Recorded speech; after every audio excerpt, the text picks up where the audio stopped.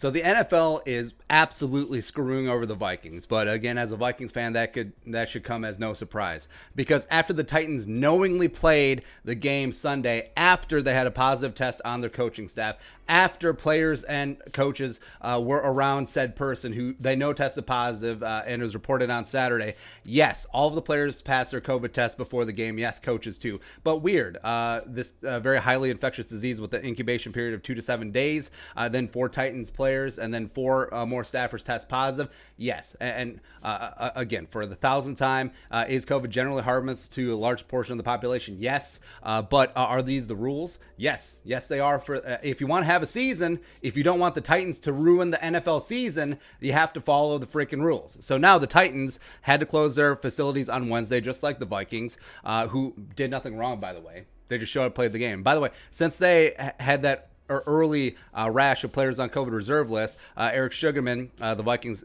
infection control officer, Vikings done everything perfectly. They follow protocol. They did nothing wrong in this situation. But the 3-0 Titans, who play at home this week, by the way, so don't have to travel, were allowed to move their jabroni game on Sunday against the similarly 3-0 Steelers to Monday, just so the Titans and little Mikey Rabel could have 3 full practices. Great. Congratulations. But the Vikings, who, by the way, have to travel to Houston, no, you jabronis still play at noon. You do not change the day. You do not change the time of the game. You will get nothing and you like it. Great. Even though you've only had 2 practices and Wednesday is the most important practice day because it's game plan install day. Yeah, you guys, screw you guys. Even though you did nothing wrong, we're going to reward the Titans essentially. Right? It is an absolute miscarriage of justice and highly hypocritical of the NFL, who claims to be taking this COVID stuff seriously. So they're basically rewarding the team that was in the wrong. They're punishing the team that did nothing wrong. Great. Awesome. But yeah, keep levying 6-figure fines to John Gruden for wearing his G-string mask weird, right? But the Titans, who again, played fast and loose with COVID protocols, got rewarded. Vikings punished. But again, no one cares, not even Vikings fans, because they're 0-3, blah, blah, blah, tank for Trevor, blah, blah, blah, blah, blah, blah, right? So I kind of understand that, but also right is right and wrong is wrong. So what is this? It's wrong what the league is doing to the Vikings. And also, think about this.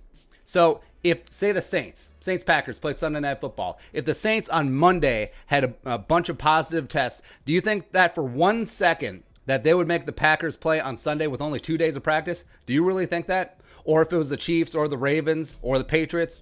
Maybe the Patriots, right? But absolutely not. No, they wouldn't.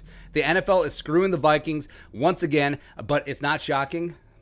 And it's just, it's frustrating. It is. And yeah, the Vikings are 0-3, but Sunday against the Tennessee stupid Titans, they did show some life. Offense is back on track. Maybe that defense get together. Maybe the Houston game is what sparks things. Houston's also 0-3. So maybe that's the game. Like, all right, we can rally. First quarter of the season, 1-3, and get a run going. Justin Jefferson, Dalvin Cook are actually showing life. Woo! Let's get off the mat. Let's get to 9-7. Get the 7th seed. Make a run in the playoffs, huh? Like, what if that's the catalyst? But this game is the season. 0-4, probably done. Cease to be, huh? So don't you think that the Vikings should have just as good of a shot as the Houston Texans to go 1-3? Possibly save their season? And also, don't you think the 0-3 Texans, who are at home, they have an extra full day of practice, have just a teensy little advantage? Just a little bit, huh? It's absolute bull. You know it. I know it. The American people know it. And also, here's the thing too. So Danielle Hunter is eligible to come off of injured reserve. What? Aha. Unlikely, but what? Aha. If the Vikings were planning to activate Danielle Hunter off of injured reserve, but they wanted to see 3 full days of practice just to make sure the 99 was as close to 100 as he possibly could be, but now the Vikings only get 2 practices, don't you think that the best edge rusher in the NFL potentially returning to this game would have made a little bit of a difference? I mean, again, it's far-fetched, but it is possible. And again, don't be such a sourpuss and crying in the breast milk because the Vikings, they're 0-3. They're not going to do anything anyway. May as well go 0-16, try to get Trevor Lawrence. Okay. But if the Vikings were 3-0 or 2-1, would you be singing the same tune? Or would you just be slightly different? So again, right is right, wrong is wrong, no matter what a team's record. And this is absolutely wrong what the league is doing to the Vikings. And at least, at minimum, the very least that the league should do, push that start time back to 3:30 or 3:45 or just however, slightly interfere with Sunday Night Football. Do not care at all. Like, and the NFL and then the NFLPA should get together and allow the Vikings to have an early practice Saturday morning before the flight to Houston.